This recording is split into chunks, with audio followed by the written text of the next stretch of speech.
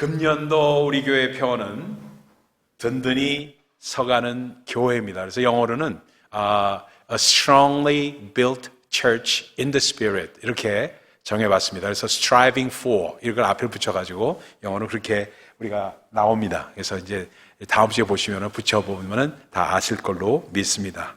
근데 사도행전 9장 31절의 말씀입니다. 이 왜 이런 말씀이 나오는가? 지난 12월 초에 새벽에 기도를 하는데 제 마음속에 다가온 찬송이 있었습니다. 그게 찬송가 461장 십자가를 질 수 있나 이 찬양이 막 오는 거예요. 이 찬송가는 얼보멘 말랏이라는 교수가 지은 찬송입니다. 이 말랏 교수는 어떤 분이었냐면요, 인디아나주의 콜럼버스에서 태어나가지고 감리교 목사의 쌍둥이 아들로 태어났습니다. 근데 그가 아버지의 영향을 받아가지고 말씀 묵상을 하면서 받은 감동으로 글을 쓰는 것을 즐겨했고 꼭 기록을 남겼습니다. 그래서 기도일지를 그가 썼던 겁니다. 그러던 어느 날 교회에서 그가 글 잘 쓰는 걸 아니까 헌신 예배 때 부를 찬송시를 하나 써달라고 부탁을 했습니다. 그때 이 시를 써서 3일 후 수요일 날 헌신 예배 때 찬송으로 부르게 되었습니다. 그가 찬송시를 쓰려고 기도하고 있을 때 주님의 질문이 마음 가운데 다가왔습니다. 내가 이 십자가를 질 수 있냐? 성경 속의 질문이었습니다. 주님의 이 질문에 성경을 계속 읽다 보니까 요한과 야고보가 대답을 합니다. 우리가 할 수 있나이다 하고 담대하게 얘기합니다. 그러니까 너희가 내가 지려고 하는 이 잔이 어떤지를 네가 모르는구나 하면서 이런 대화가 오가는데 요한과 야고보의 그 대답이 그의 가슴 속에 떠나지를 않았습니다. 과연 나도 그렇게 대답할 수 있을까? 주님께서 그 질문을 하신다면 어떻게 나는 대답할 수 있을까? 이 질문이 말랏의 마음속에 오랫도록 지워지지 않고 있으면서 어느 순간에 탁 터지면서 죽기까지 따르겠습니다 하는 고백이 입에서 터져 나옵니다. 그리고 이와 같은 감동을 찬송시로 고백하며 옮겨놓은 것이 이 찬송입니다. 그가 후렴에 가사를 붙입니다. 주인도 따라. 자신은 할 수 없지만 주의 인도만을 따르겠다는 고백을 합니다. 그날 저는 그 찬송을 막 하면서 이상하게 이 가사가 몸에서 제 마음 가운데서 맴돌았습니다.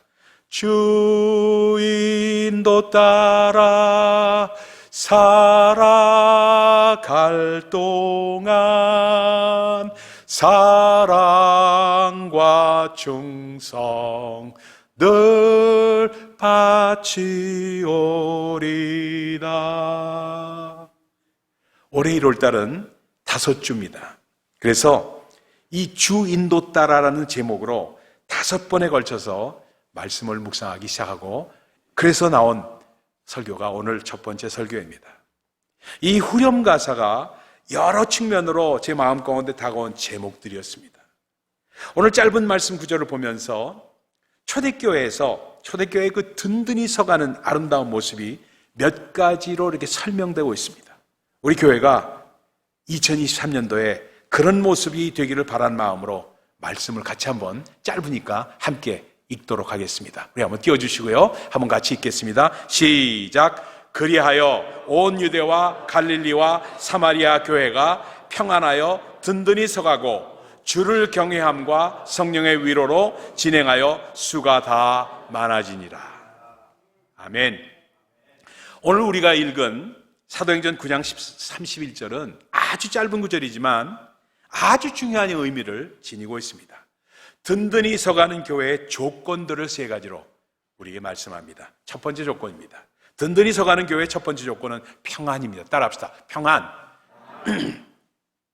다시 한번요. 평안. 평안을 잃어버린 개인이나 가정, 직장, 교회나 국가는 그 에너지를 갈등하는 데 소모합니다. 갈등하는 데 에너지를 소모하기 때문에 성장할 수가 없습니다. 예를 들어 보면요, 학생들은 공부하는 데 전력을 다해야 되는데 어떤 다른 일에 관심을 쏟아버리고 이성 친구가 생기거나 하면은요, 공부에 소홀할 수밖에 없는 것을 우리는 알 수 있습니다. 금방, 제가 옛날에 그랬으니까 금방 알아요, 제가요. 우리가 에너지를 갈등하는 데 써버린다면 성장은 이룰 수가 없다는 말씀입니다. 이것이 많은 분쟁 가운데 휩싸인 교회들의 모습이기도 합니다. 교회가 어떤 요인 때문에 갈등하고 분열되고 마음 아파할 때 그 교인들은 전도할 틈이 없습니다. 전도해봐야 되지도 않습니다. 그저 서로 갈등하는 일에 모든 에너지들이 다 소모해버립니다. 여기에 안타까움이 있는 겁니다. 인간의 욕심이나 고집이 교회를 주장하려고 할 때 그 교회는 평안을 잃어버리고 맙니다. 예수 그리스도의 뜻이 아니라 내 뜻이나 혈기나 감정이 앞설 때 그 교회는 이미 평안을 상실하게 되는 것입니다. 그래서 교회가 평안할 수 있는 같은 그러한 길은 어떤 것이냐면 서로가 용납하고 사랑하는 길입니다. 우리가 서로를 사랑하고 용납할 때 진정한 평안은 회복될 수가 있습니다. 오늘 말씀을 보면요, 기가 막혀요. 그리하여로 시작합니다. 이것은 앞에 본문들이 배경이라는 의미입니다. 앞의 이야기는 어떤 이야기냐면 바울과 바나바의 이야기입니다. 사울이라는 한 청년이 정말 지식이 많았던 청년이었습니다. 근데 이 청년이 예수 믿는 사람들을 핍박하고 죽이는 데 동참했던 그런 청년이었습니다. 그러나 그가 다메섹으로 가는 도상에서 예수님을 환상 가운데 만나게 되고 주님의 음성을 듣습니다. 우리가 잘 아는 사도행전 9장의 말씀입니다. 사울아 사울아 네가 왜 나를 핍박하느냐 하는 그 음성을 듣고 그가 꼬꾸라집니다. 그의 인생이 바뀌어버립니다. 그리고 이제는 기독교를 핍박하는 사람이 아니라 예수를 증거하는 그러한 전도자가 된 스토리가 9장의 이야기입니다. 그러니까 그 다음 리액션이 나온 것이 유대인들의 리액션입니다. 반대로 그렇게 지지했던 사울을 이제는 제일 미워하게 되고 그를 죽이려고 합니다. 그러다 보니까 사울이 이제는 유대인들과 어울릴 수가 없어집니다. 그래서 기독교인들 쪽으로 넘어왔습니다. 교회로 소속을 바꾸니까 교회에서는 아직도 그를 두려워합니다. 사울이라는 저 친구 얼마 전까지 우리를 핍박하며 죽이려 했던 친구인데 갑자기 회심했다고 나타나는데 우리가 과연 믿을 수 있을까 하는 것이 그들의 중론이었습니다. 그러다 보니까 용납할 수가 없었던 겁니다. 사울은 여기서도 저기서도 갈 수가 없는 처지가 되어버리고 맙니다. 그때 교회에 바나바라는 인물이 있었습니다. 바나바라는 인물은 위로자라는 뜻을 갖고 있는 것 우리가 잘 알죠. 그가 사울을 데려다가 교회의 사도들에게 소개시켜줍니다. 이 사울은 제가요 5가지 갔었어요. 그 고향인 5가지 갔는데요, 이 사람 정말 믿을 수 있는 사람입니다. 정말 이 사람은 하나님의 사람이에요. 우리가 이를 받아들여야 됩니다. 우리가 교회가 용납해야 되지 않습니까? 하고 주장합니다. 이 바나바의 말을 듣고 교회가 사울을 받아들이게 됩니다. 바나바는 어떤 사람이었어요? 포용력이 있는 사람이었습니다. 위로자였습니다. 바나바와 같은 사람이 교회에 많이 있어야 합니다.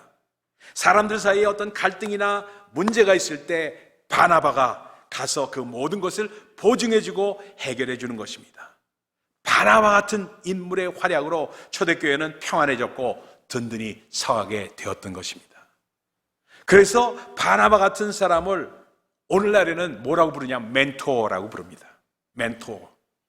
이런 바나바, 멘토가 우리 교회도 많이 필요합니다.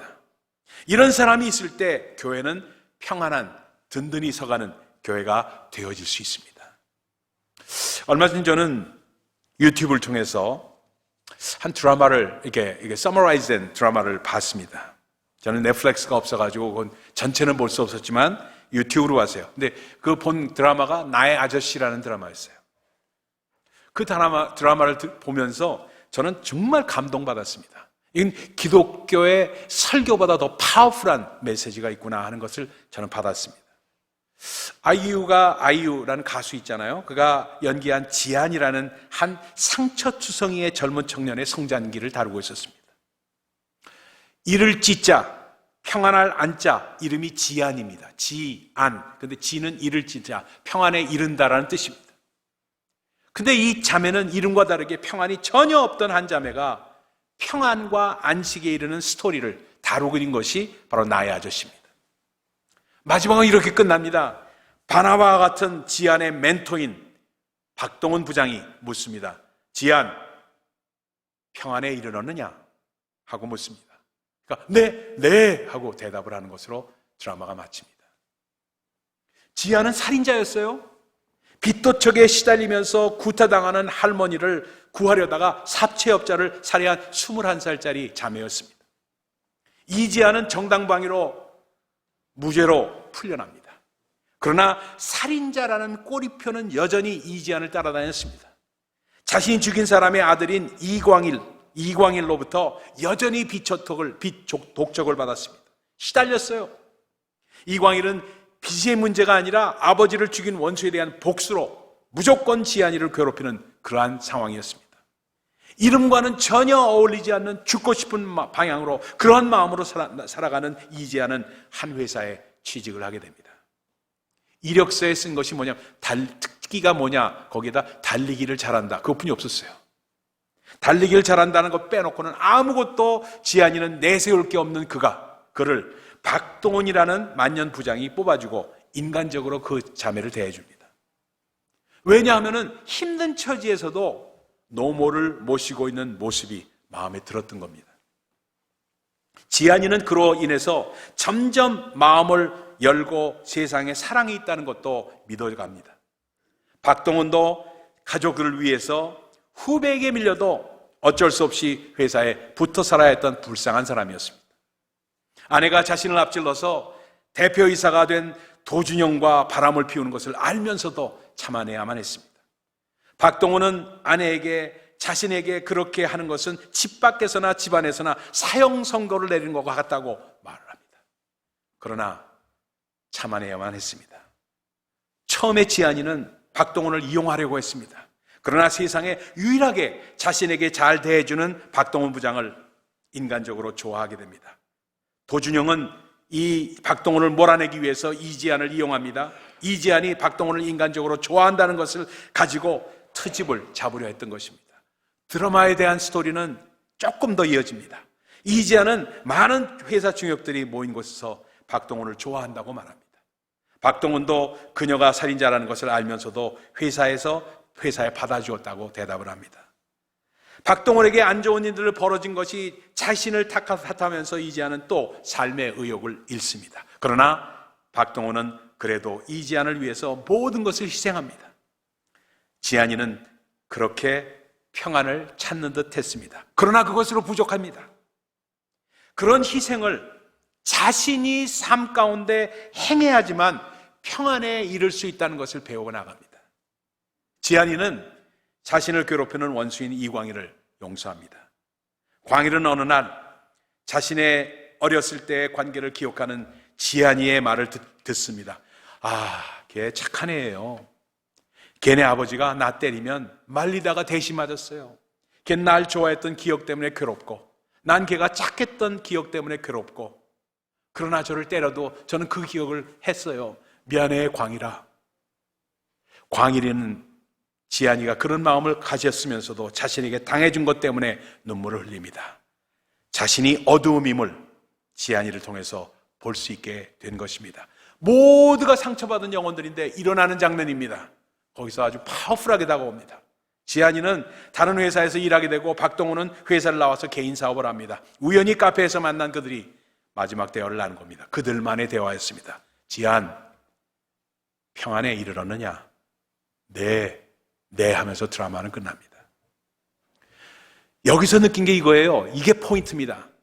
우리가 참 사랑을 만난 때 느끼는 감정이 평안입니다. 샬롬, 평안입니다. 그리고 그 사랑을 우리도 실천할 때 우리가 받는 감정이 뭐냐? 안식입니다. 안식에 이르기 전까지 평안은 항상 부족할 수밖에 없다는 사실입니다. 부모가 피를 흘리며 우리를 낳고 땀을 흘리며 키웠다면 우리도 그렇게 할 때 우리 자신이 참 안식에 도달한다는 사실을 우리는 깨우치는 겁니다. 평안은 은혜로 인해서 얻는 것이지만 안식은 우리가 진리를 행함에 의해서 완성될 수 있다는 사실을 우리는 기억해야 됩니다. 평안 자체만으로는 부족합니다. 안식이 이뤄야 되는데 그것을 우리가 받은 만큼 돌려줘야지만 안식에 이를 수 있다는 말입니다. 이러한 평안과 안식이 있을 때 교회는 든든히 서간다는 사실입니다. 우리가 의인처럼 살려고 우리 자신을 포장하기 때문에 다른 사람을 평가하고 비평하게 되는 거예요. 우리가 죄 짓는 것 중에서 가장 큰 죄가 무슨 죄냐? 남을 평가하고 판단하는 죄입니다. 우리를 판단하실 분은 하나님 한 분밖에 없습니다. 그러나 우리는 자꾸 남을 판단하려고 합니다. 저 사람은 저래서 어떻고 이 사람은 이래서 어떻고 하면서 그 판단을 하다 보니까 판단의 영 때문에 평안이 깨집니다. 초대교회에 아주 유명한 교부가 있는데 이 사람 이름이 오리겐이에요. 오리겐. 이 사람이 한 얘기가 아주 중요한 얘기가 있어요. 교회는 죄인들이 모이는 병원이다. 기가 막힌 말을 했어요. 병원에는 건강한 사람들이 오는 것이 아니라 환자들이 오는 것입니다. 예수님도 그러셨습니다. 병원에는 병자가 필요하듯이 아버지 집에는 영적 환자들이 필요하다 하고 말합니다. 그렇게 말씀해요. 죄인들이 필요합니다. 여러분, 우리는 다 하나님 앞에 서면은 죄인임을 우리가 알아야 합니다. 물론 우리가 예수 그리스도의 피로 보혈로 용서받았지만 용서받은 죄인에 불과합니다. Forgiven sinner. We are all forgiven sinners. 의롭다함을 얻었지만 입었지만 역시 우리는 죄인임에 틀림이 없습니다. 우리 중에 의로운 사람이 어디 있습니까? 우리는 하나님 앞에서 다 죄인에 불과하지 않습니까? 우리는 남의 잘못을 보기 전에 먼저 내 자신을 말씀의 거울에 비춰봐야 하지 않습니까? 안 집사님이라는 분이 계세요. 제가 오늘 이게 얘기를 많이 드리는 거는 우리 삶 가운데 좀 적용시키고 싶어서 그렇습니다. 이 안 집사님이라는 분이 계셨는데 그분의 간증입니다. 어느 날 직장 회식 자리에서 자꾸 권하는 술을, 이 사람 크리스천이니까 크리스천 양심으로 자꾸 거절을 했어요. 직장 상사가 권하는데도 자꾸 거절했습니다. 그다음에 급기야 너무 거절하니까 화가 나니까 직장 상급자가 뺨을 쫙 때렸어요. 이 사람도 처자식이 있고 연배가 있는 사람이 여러 다른 사람 동료들 앞에서 뺨을 맞았으니 얼마나 창피하고 얼마나 분하겠습니까? 집에 와서 며칠 동안 회사도 무단결근하면서 분을 삭혔습니다. 결국 안 되겠다 싶어서 회사를 그만두려고 결심하고 사표를 내기 전에 마지막으로 산으로 올라가서 산기도 드렸습니다. 뺨 맞은 서러운 생각도 나고요, 분한 마음이 있고요, 막상 직장을 그만두려니까 그 앞으로 어떻게 될지 모르는 막막한 두려움 등으로 해서 간절하게 주님 앞에서 눈물을 쏟으면서 부르짖었습니다. 그런데 그렇게 기도하던 중에 뜻밖의 음성을 듣게 됩니다. 안 집사, 너는 겨우 한 뺨 한 대 맞은 것으로 그렇게 분해하고 억울하느냐? 나는 모든 이에게 멸시천대와 고난을 받고 너를 위해서 십자가를 지었다. 침뱉음을 당하고 저주와 욕설, 살을 찍는 채찍으로 맞으면서 아무런 자존심도 혈기도 변명도 없이 묵묵히 십자가를 졌다. 그 골고다 길을 올랐다. 근데 그 예수님의 모습이 환상으로 보이는 거예요. 손과 발에 못을 받고 조롱하던 그 무리를 저주하지 않으시고 오히려 고통의 십자가 위에서 저들의 죄를 용서해달라고 하셨던 그 예수님의 음성이 들리기 시작합니다. 뺨 한 대 맞은 것, 그것을 어찌 고난이라고 분해하고 나는 직장까지 그만두려고 했을까? 그런 막 자책감이 오기 시작합니다. 안 집사님은 그 신비한 음성에 그리스도의 고난을 깊이 생각하다가 자신의 자존심을 버리고 눈물로 회개하기 시작합니다. 그리고는 산에서 내려와서 다음날 직장에 출근을 했습니다. 며칠간 무단결근한 후에 출근한 회사에서는 그동안 놀라운 일이 벌어져 있었습니다. 그의 뺨을 때린 상급자가 아주 곤란한 지경에 처해서 징계를 받을 처지에 있었던 것입니다. 그 상급자가 회사에서 처리했던 여러 일들이 문제가 됐고요, 그 중에 하나는 안 집사님의 뺨을 모든 사람들이 보는 앞에서 때렸던 것도 문제가 되었습니다. 안 집사님은 자신의 뺨을 때린 그 사람을 두둔하면서 그분의 구명을 위해서 힘썼습니다. 피해 당사자인 안 집사님이 적극적으로 나서서 그분을 도우니까 결국 회사에서 내리려고 하던 징계도 잘 해결이 되고 맙니다.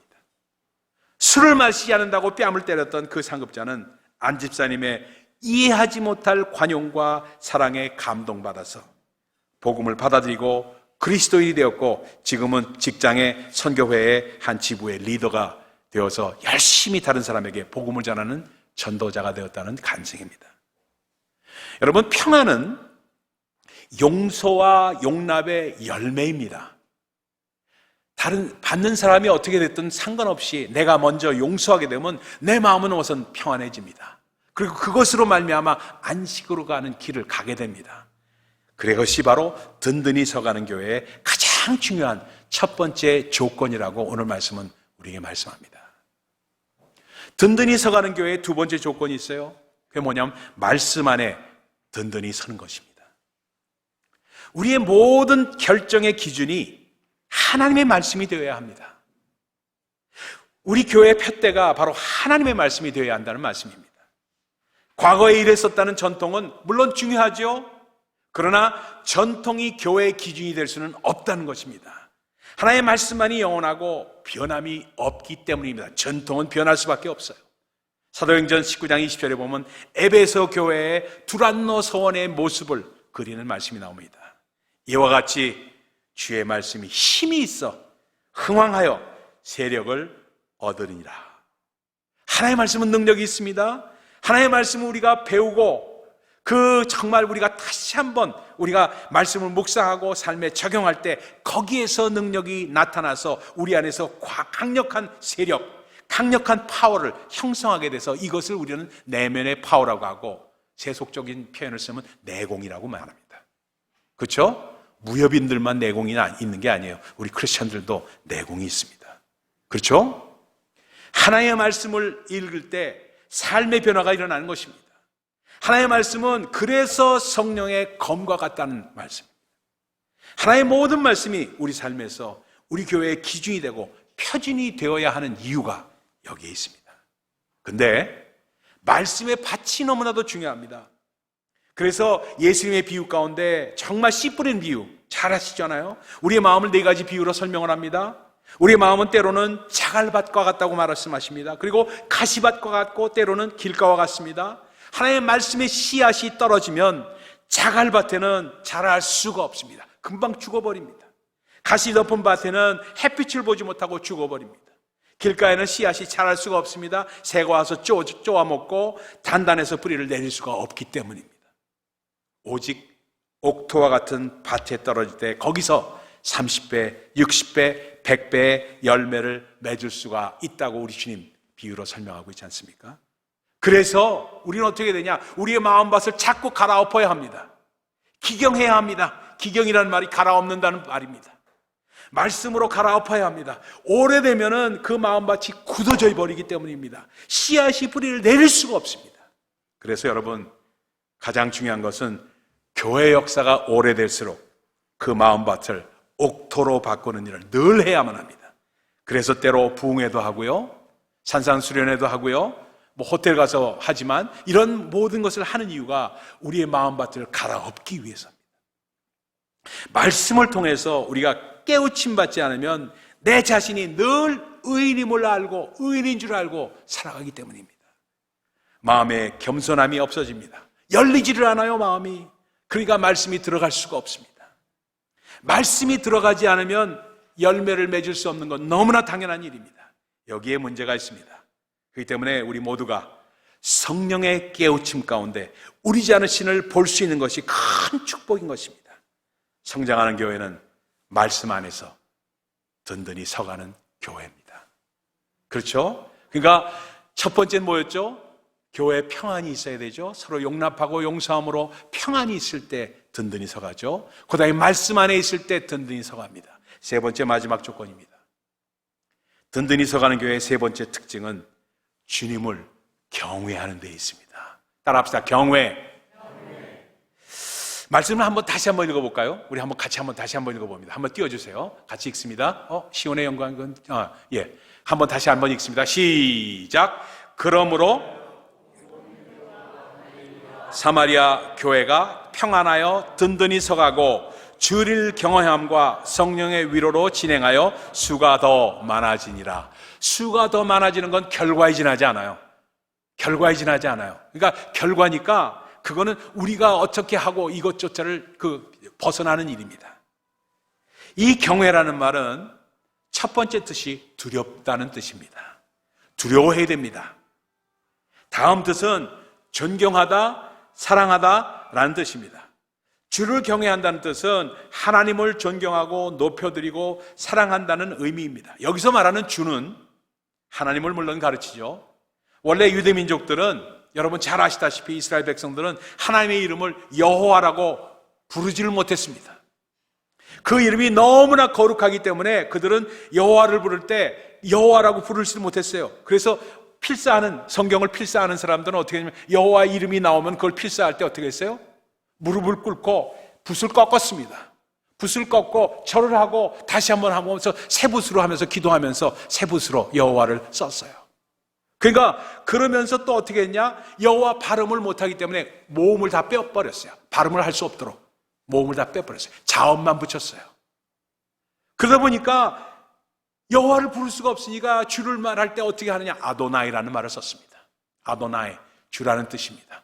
참 히브리 찬양 여러분 들어보시면 아도나이가 얼마나 많은지 몰라요. 여러분 한번 인터넷 검색해 보세요. 히브리 찬양 하면은 요즘 새로 나오는 컨템포러리 히브리 찬양이 너무 기가 막힙니다. 특히나 크리스천들이 부르는 메시아닉 주들이 부르는 히브리 찬양이 너무나도 많은데 아도나이 찬양이 그렇게 많습니다. 주 찬양입니다. 주를 경외한다, 하나님을 경외한다, 하나님 때로는 두려운 마음으로 존경하고 사랑하고 높여드리는 걸 말합니다. 주님을 경외한다는 것은 요즘 말로, 요즘 표현으로 바꿔 말한다면 요즘 젊은 애들이 하는 말이에요. respect라고 그래요. respect 합니다. 담임 목사도 respect 하지 않으면 말씀에 권위가 서질 않습니다. 그러니까 respect 받을 수 있도록 행함을 저는 해야 되는 겁니다. 그렇죠? 여러분은 눈앞에 보이도록 하는 게 아니라 실제 삶을 그렇게 살아야 respect가 저절로 될 수밖에 없게끔 되는 겁니다.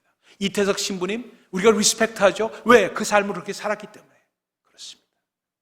그래서 존중하고 존경한다는 뜻입니다. 존경하고 존중하는 상대방이 있다면 그 앞에서 어떻게 행동하겠습니까? 함부로 하질 못합니다.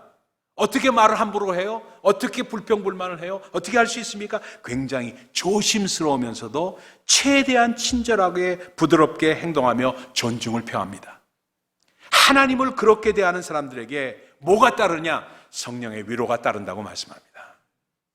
성령의 위로라는 거는요, 위로라는 말 자체가 그냥 우리가 consolation, comfort 이런 표현이 아닙니다. 히브리 말 자체를 보면 무슨 뜻이냐? 후원이라는 뜻입니다. 따라합시다. 후원. 성령의 후원이 따른다는 뜻입니다. 그래서 성령의 후원이 임한다는 거예요. 이럴 때 여기에서 나오는 것처럼 놀라운 부흥의 역사가 오게 되어 있다. 교회에서는 오직 하나님께서만 영광을 받으셔야 합니다. 이 교회의 주인은 바로 예수 그리스도이십니다. 아멘? 오늘 주님은 이 우리 교회를 내 교회라고 말씀하십니다. 가득한 교회는 내 교회다라고 말씀하세요. 교회는 바로 주님의 교회입니다. 어느 인간의 교회가 될 수가 없어요. 우리가 너무 교회를 너무 지나치게 사랑하다 보면 오너십이 너무 지나치게 강할 수가 있습니다. 이 내 교회라는 생각이 있을 수가 있어요. 그걸 벗어나야 합니다. 주님만이 주인 되십니다. 어느 인간의 교회가 될 수가 없어요. 하나님만이 오직 영광을 받으시고 하나님만이 교회의 주인이 되시는 것입니다. 그것이 바로 주를 경외하는 교회의 모습입니다. 이럴 때 성령의 위로로 진행하여 수가 더 많아지는 역사가 오게 된다고 오늘 말씀은 말씀합니다. 그러한 역사가 옵니다. 성령의 위로라는 말은 아까 말씀드렸듯이 성령의 후원 가운데 성령의 권면, 성령의 격려라는 의미를 포함하고 있습니다. 교회 태동은 바로 이러한 성령의 역사입니다. 사도행전 2장에 보면은 120문도가 마가의 다락방에 모여서 기도하다가 성령의 충만을 받게 되고 그래서 방언도 하고 예언도 하고 나가서 병도 고치고 놀라운 기적을 행하면서 놀라운 전도자로 변신하게 됩니다. 그 성령이 강림한 이후에 비로소 최초의 교회가 탄생되는 것을 사도행전은 말씀합니다. 성령 강림 이전에는요, 교회라는 말을 쓰지 않았어요. 그 쓴 것이 수나고게, get together, assembly라는 말 외에는 교회라는 말이 나오질 않습니다. 교회 출발은 성령의 역사입니다. 그래서 성령의 역사가 너무너무 교회에는 중요합니다. 우리 모두가 이 성령의 뜻 앞에 온전히 낮출 수가 있어야만 합니다. 오늘 내 의지나 내 고집이 아니라 성령의 뜻 앞에서 우리 자신을 온전히 낮춰야만 합니다. 그리고 성령을 사모해야 합니다. 성령의 능력을 구해야 합니다. 성령의 도우심을 위해서 기도해야만 합니다. 성령의 역사, 하나님의 영광이 떠난 교회는 인간의 집단, 인간의 모여있는 그룹에 지나지 않습니다. 소셜 클럽에 지나지 않아요. 그래서 교회는 성령의 인도하심 가운데 주인도 따라서 진행되어야지 그러한 공동체인 것을 우리는 분명히 알아야만 합니다. 오늘도 성령님만이 교회를 부흥시킬 수가 있습니다. 어떤 인간적인 노력으로 되어지는 것이 아닙니다. 오직 성령의 운행하심으로 되는 것입니다. 2023년도 한 해 평안함 가운데 말씀 위에 서서 하나님을 경외함으로 성령의 위로하심이 우리 모두에게 충만해서 우리 모두가 사랑의 마음을 품고 사랑을 나누면서 든든히 서가는 교회가 되기를 예수 그리스도의 이름으로 축원을 드립니다. 기도하겠습니다.